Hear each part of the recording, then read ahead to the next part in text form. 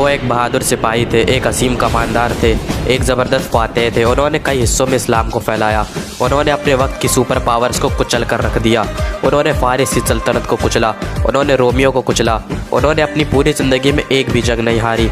अपनी पूरी ज़िंदगी में 200 से भी ज़्यादा जंगें लड़ने के बावजूद एक भी जंग न हारने वाले इस बहादुर कमांडर का नाम हज़रत खालिद बिन वलीद था। दोस्तों, आज की शानदार वीडियो में हम लोग हज़रत खालिद बिन वलीद के बारे में ही जानेंगे। तो चलिए अपनी इस वीडियो को शुरू करते हैं। दोस्तों, खालिद बिन वलीद की पैदाइश मक्का में सन 592 ईस्वी को हुई थी। आप हमेशा से ही एक बहादुर सिपाही थे। आपने अपनी पूरी ज़िंदगी में 200 से भी ज़्यादा जंगें लड़ी, लेकिन एक भी जंग में आपको शिकस्त का सामना नहीं करना पड़ा। आपने अपने वक्त की ताकतवर सल्तनतों की जड़ें हिलाकर रख दी थी। लेकिन दोस्तों, खालिद बिन वलीद ने इस्लाम कबूल करने से पहले मुसलमानों के खिलाफ भी कई जंगें लड़ी थी। जंग अहद, जिसमें प्यारे नबी के 4 दास शहीद हो गए थे, उस जंग में काफिरों की कमान हज़रत खालिद बिन वलीद संभाले हुए थे। दोस्तों, जैसा कि मैंने बताया कि हज़रत खालिद बिन वलीद इस्लाम कबूल करने से पहले काफिर थे और उन्होंने कई सारी जंगें मुसलमानों के खिलाफ लड़ी थी। हज़रत खालिद बिन वलीद बड़ी परेशानी में रहते थे। इनकी परेशानी की वजह यह थी कि मुसलमानों की बढ़ती हुई ताकत। वो सोचते थे कि जब भी काफिरों ने मुसलमानों को ललकारा है तो हर बार अपने बेहतरीन जंगी हथियारों के साथ काफिरों को मुँह की खानी पड़ी है। आप सोचते रहते थे कि आप मुसलमानों के साथ सच में कोई ताकत मौजूद है और क्या सच में मोहम्मद सल्लल्लाहु ताला अलैहि वसल्लम अल्लाह के रसूल हैं।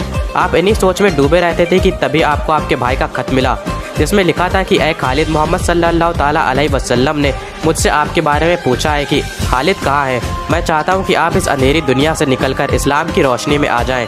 दोस्तों, इस खत का खालिद बिन वलीद पर ऐसा असर हुआ कि वो फ़ौरन मक्का आए और रसूल अल्लाह के पास आकर उन्होंने इस्लाम कबूल कर लिया। दोस्तों, जंग मुअत्ता में ईसाई फ़ौज की तादाद 1 लाख थी और मुसलमानों की तादाद 3000 थी। दोस्तों, ये जंग मुसलमानों ने रोमन एम्पायर के खिलाफ लड़ी थी। दोस्तों, इस जंग में हज़रत जैद, हज़रत जाफ़र और हज़रत अब्दुल्ला, ये तीनों सहाबी एक के बाद एक शहीद हो गए। इसके बारे में प्यारे नबी ने पहले ही बता दिया था। तब आगे बढ़कर फ़ौज की कमान हज़रत खालिद बिन वलीद ने संभाली और दुश्मनों के दांत खट्टे कर दिए। और दोस्तों, इसी जंग के बाद हुजूर ने हज़रत खालिद बिन वलीद को सैफुल्लाह यानी अल्लाह की तलवार का खिताब दिया था। दोस्तों, इसके बाद हज़रत खालिद बिन वलीद ने मुसलमानों के लिए कई जंगें लड़ी और मैदान जंग में ऐसे ऐसे कारनामे कर दिखाए जो तारीख बन गए। आज तक ऐसा कोई भी कमांडर नहीं हुआ जिसने अपनी ज़िंदगी में एक भी जंग न हारी हो, लेकिन हज़रत खालिद बिन वलीद इकलौते ऐसे इंसान थे जिन्होंने अपनी ज़िंदगी में एक भी जंग नहीं हारी। उन्होंने इराक को जीता, उन्होंने ईरान को जीता, उन्होंने सीरिया को जीता, उन्होंने आर्मेनिया को जीता, उन्होंने जॉर्डन को जीता और कई सारी जीत हासिल की। दोस्तों, छोटी सी फ़ौज होने के बाद भी हज़रत खालिद बिन वलीद ने बड़ी बड़ी फ़ौजों को शिकस्त दी।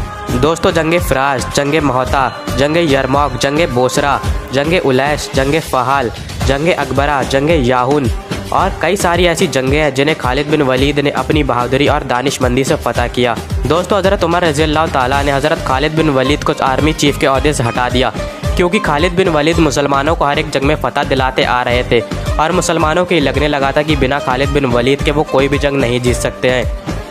हज़रत उमर रज़ियल्लाहु ताला ने खालिद बिन वलीद की जगह अबू उबैदा इब्न ज़रा को आर्मी चीफ बना दिया। मुसलमानों में बातें शुरू हो गईं कि ये उमर ने क्या किया।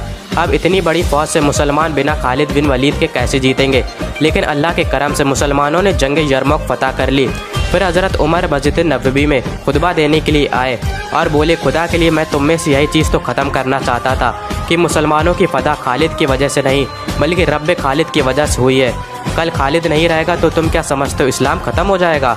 नहीं, इस्लाम को तो हमेशा रहना है।